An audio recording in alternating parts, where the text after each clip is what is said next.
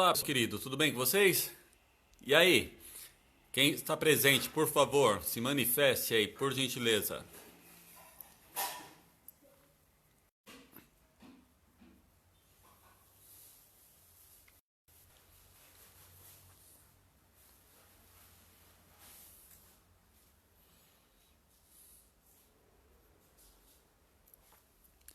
Tudo bem com vocês? E aí, Manu? Júlia, tudo bem? Legal, legal ter vocês aqui, que bacana. Vamos ver, quem mais?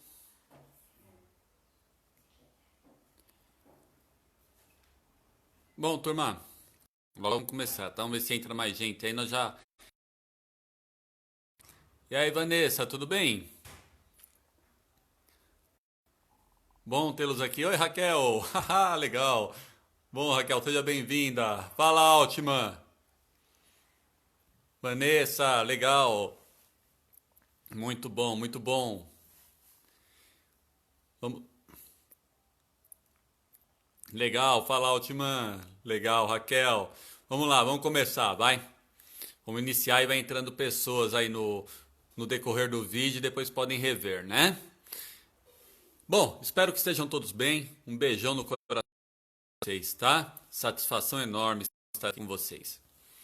Bom, hoje nós vamos falar sobre um movimento da vanguarda artística europeia. Ou melhor, mais um movimento de vanguarda artística europeia, né? Nós já falamos de dois até o momento. Nós falamos o quê?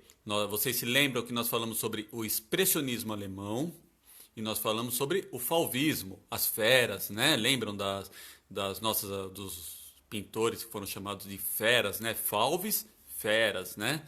Que é o movimento francês, né? Então, olha só, nós já sabemos o seguinte: ambos esses movimentos que nós passamos já, o expressionismo, ele é baseado, né, ele é inspirado em um pintor pós-impressionista. Lembram qual que é esse pintor? Vocês lembram qual que é esse pintor pós-impressionista? Senhor Vicente Van Gogh, lembram? Aê, Tiagão, seja bem-vindo, cara. Então, olha lá. O expressionismo alemão, ele teve uma forte influência de Vicente Van Gogh, que era um pintor pós-impressionista. O fauvismo, que era um movimento também, ele era um movimento muito similar ao expressionismo, se lembram disso? O expressionismo, ele procurava criando figuras muitas vezes mais caricaturais, alongadas, exageradas, né, para expressar a emoção. O fauvismo, ele também... E aí, Murilão? Satisfação também. O fauvismo, ele procurava expressar as emoções através das cores. E ele também, o fauvismo, também os artistas fauves, né? Os feras, eles tiveram uma forte inspiração em um outro pintor pós-impressionista. Lembrando vocês, por favor. Aê, cara! Muito bom ter você aqui, muito bom. Carol, muito legal. Egi, muito legal, muito bom. Muito feliz em ter vocês aqui. Obrigado.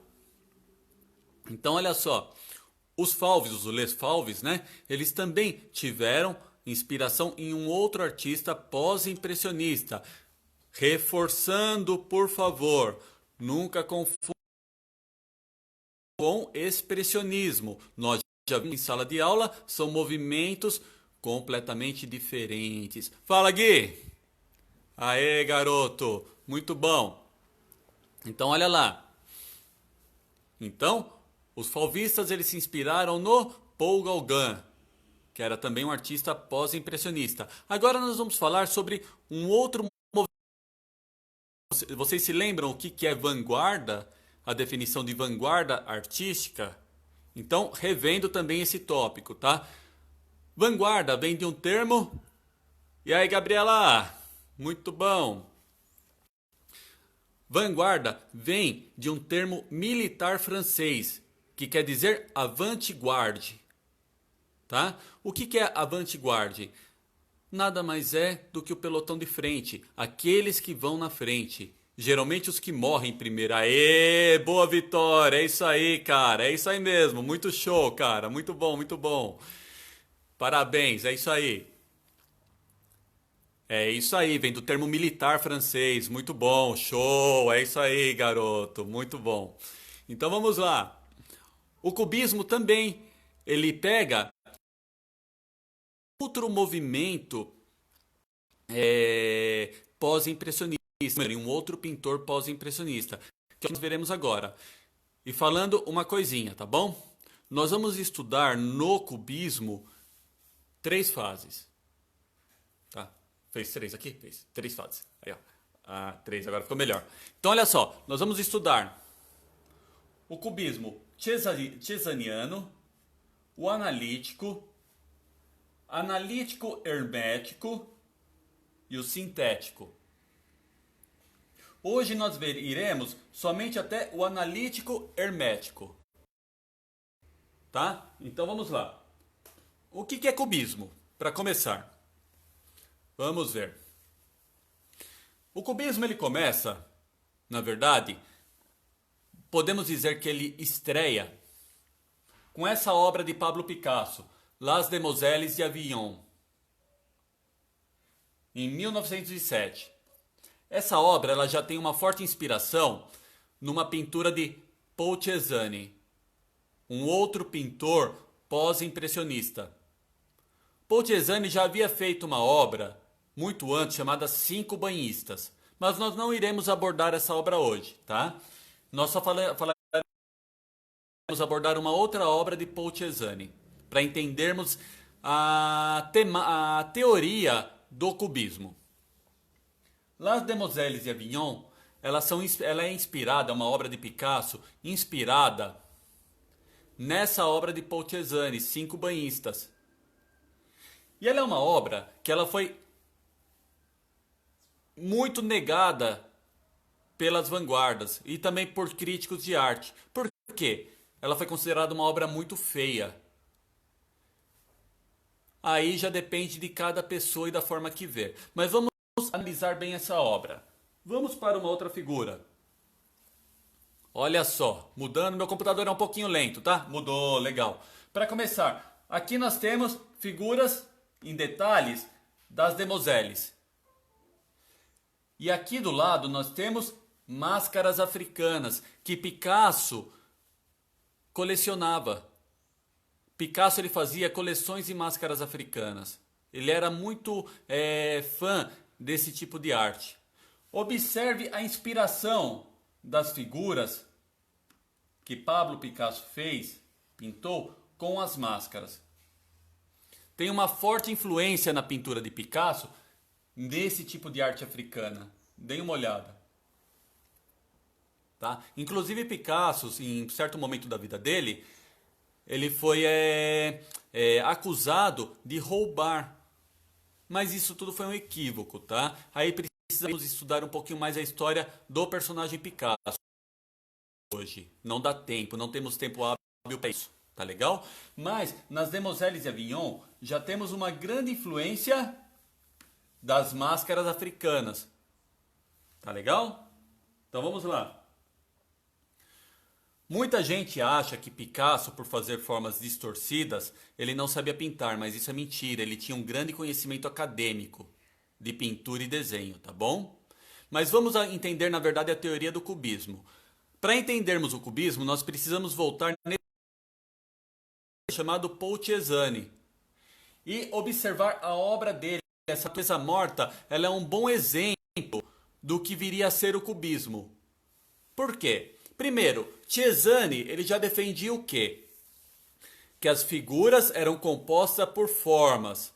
Então, todas as figuras eram dentro de símbolos.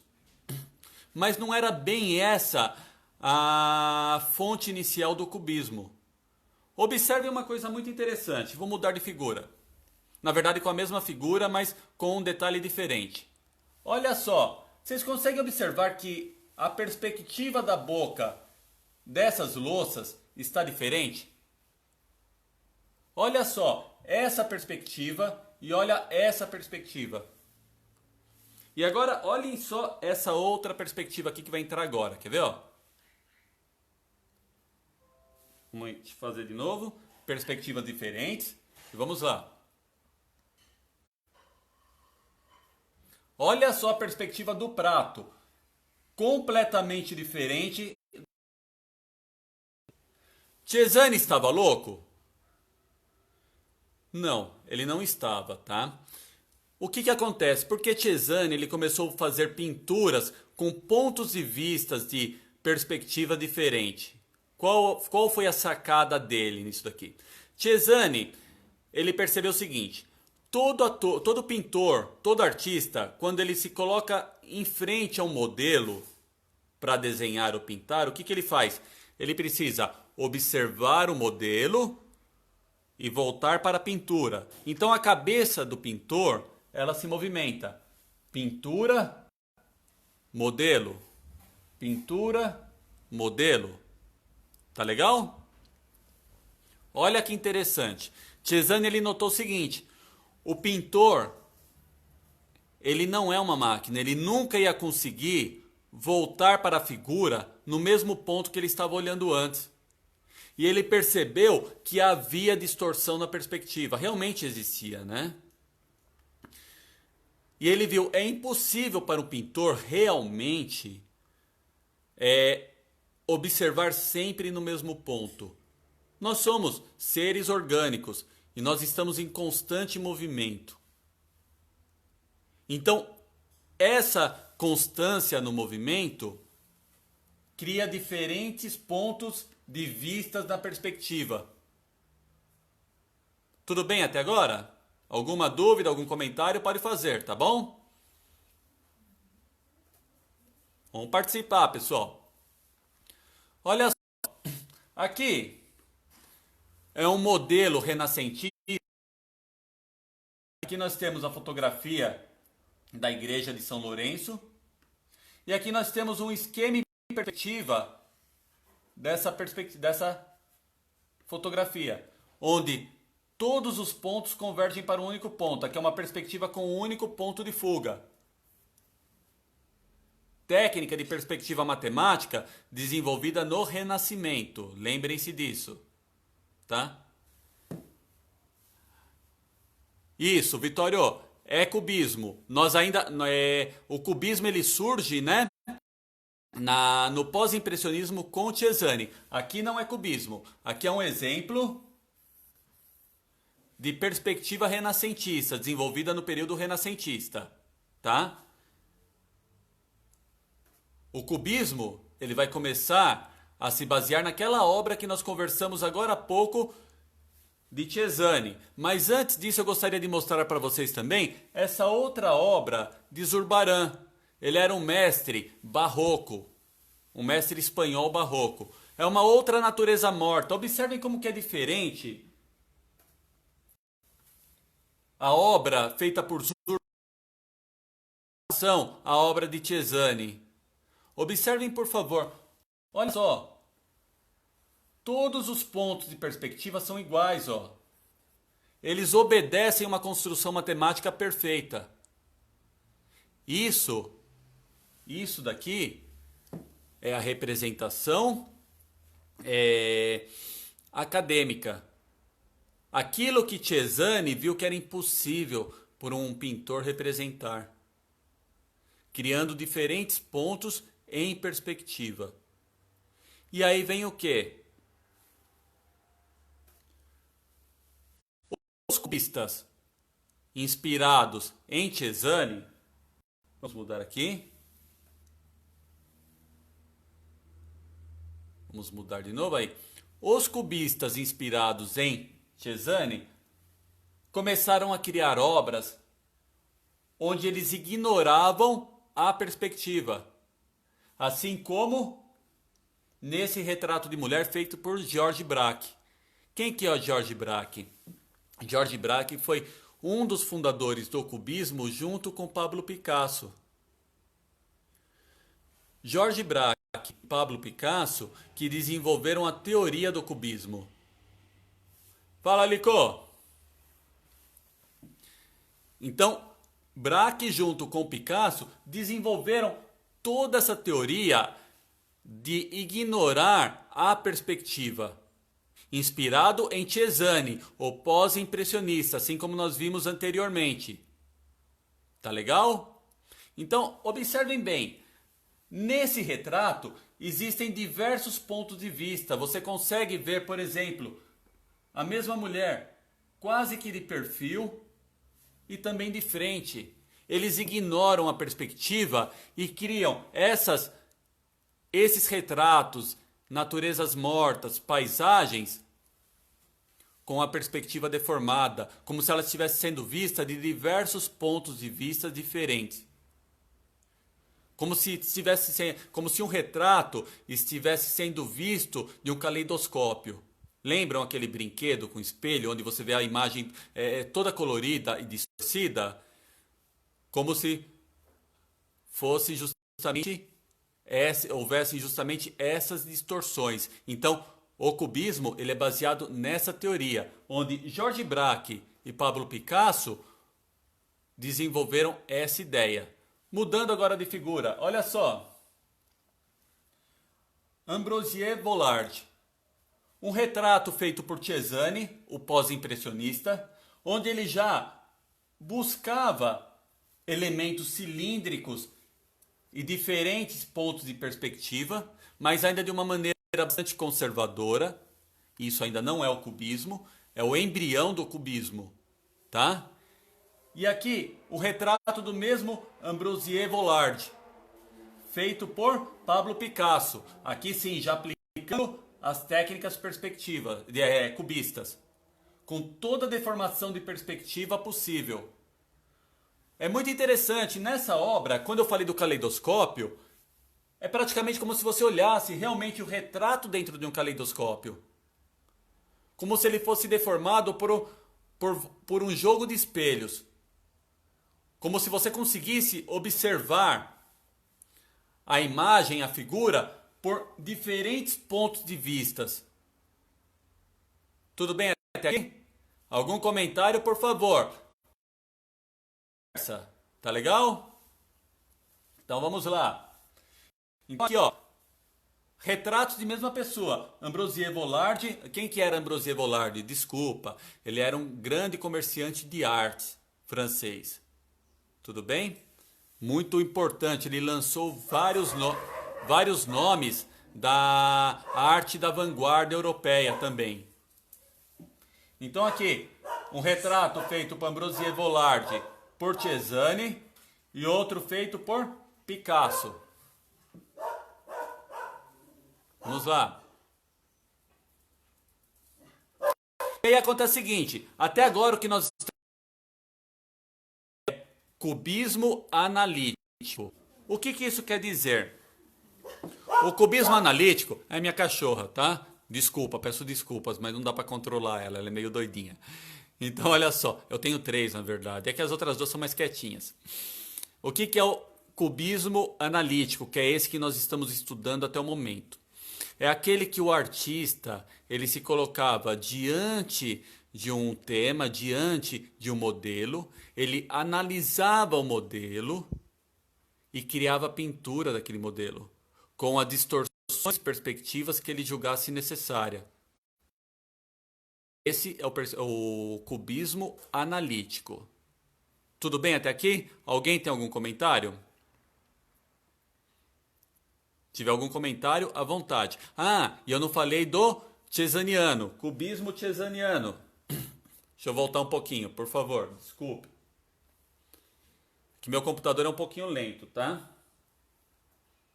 Sair do Zurbarán aqui.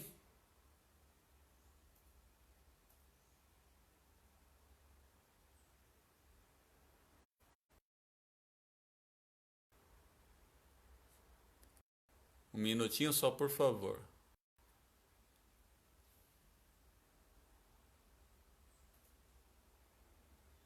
É um pouquinho para frente do Zurbarán. Lembrando que Zurbarán era um pintor barroco, tá? Espanhol. Período barroco nós já vimos.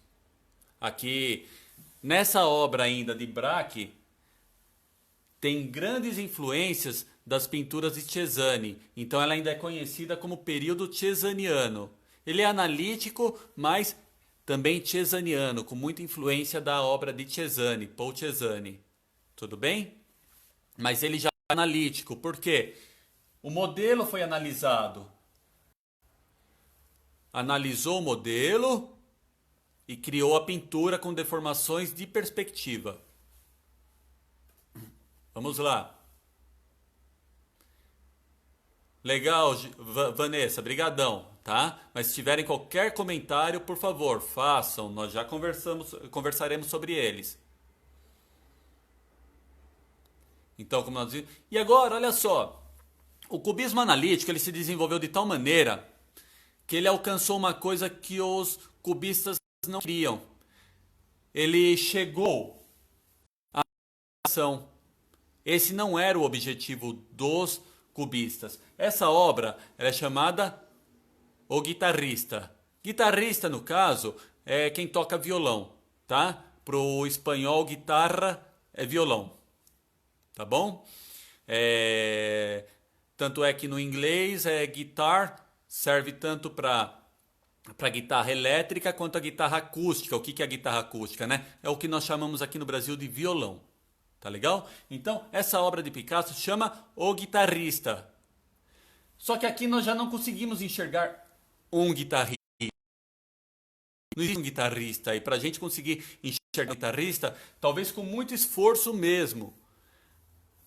O cubismo ele começou a alcançar o abstracionismo. E não era isso que os cubistas queriam. Ele passou por essa fase que é chamada de cubismo hermético, que é quando ele alcança o abstracionismo. E a partir desse momento, o que acontece? Os cubistas param e observam o seguinte. Deixa eu antes de colocar aqui o endereço. Os cubistas param e percebem o seguinte: nós precisamos reestudar nossos caminhos. E é justamente o que nós veremos na próxima semana, que é o cubismo sintético. Nós vimos até agora cubismo analítico, ou melhor, cesaniano, analítico e analítico hermético. Tá? O hermético, o analítico hermético é quando ele alcança a abstração, que é de onde os cubistas começaram a sair. Eles chegaram nesse ponto, mas eles não queriam isso para eles. Então, o que os cubistas começaram a fazer? A estudar novas linguagens. Então, aí eles chegaram no cubismo sintético, que é o cubismo que é trabalhado através de sínteses. Mas isso nós veremos a semana que vem. Hoje não dará tempo. Tá legal? Tudo bem? Então, olha só, turma. Eu gostaria de deixar uma coisinha aqui para vocês, ó. Gostaria que vocês anotassem, por favor, meu endereço de e-mail .fernando@gmail.com. Eu vou começar a receber trabalho de vocês por esse e-mail, por favor. Tá legal? Quando eu começar a passar atividades. E também podem usar o WhatsApp, por gentileza, 999917307.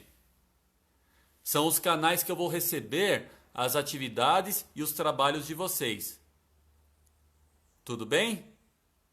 Alguém tem alguma dúvida? Algum comentário?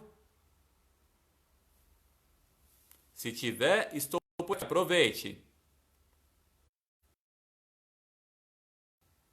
Então, lembrando, semana que vem falaremos sobre cubismo sintético, é uma outra fase do cubismo, tá? E começarei a passar para vocês atividades. Nós vamos trabalhar mais atividades práticas agora, tá? Então procurem ter na mão de vocês aí elementos simples, papel velho, tesoura, cola. Nós vamos fazer trabalhos baseados nesses movimentos que estamos estudando. Então providenciem, não precisam sair para comprar nada. É o que vocês tiverem em casa mesmo. Se não tiver cola em casa, pode usar farinha. Um pouco de farinha com água já resolve. Não tem tesoura, rasga o papel na mão. Mas nós vamos começar a fazer as atividades. Tá legal? Tudo bem? Então, lembrando o que nós conversamos hoje. Cubismo analítico. Observação de um modelo através de diferentes pontos de vista. Isso tudo inspirado na obra do pós-impressionista Paul Cézanne. Tá? Como outras obras de vanguardas artísticas, o cubismo também ele se inspirou em pós-impressionistas. No caso, os principais que nós conversamos, Vincent van Gogh, que inspirou o expressionismo, Paul Gauguin, grande influência também no expressionismo, mas principalmente no fauvismo, tá? E agora nós vimos o nosso amigo Paul Cézanne. Cézanne ele inspirou o cubismo, ele abriu ideias para a teoria do cubismo. Tá legal? Então, novamente, anotem o endereço e até nossa próxima aula. Um grande beijo no coração de todo mundo. Muito obrigado pela atenção e até a próxima. Até mais!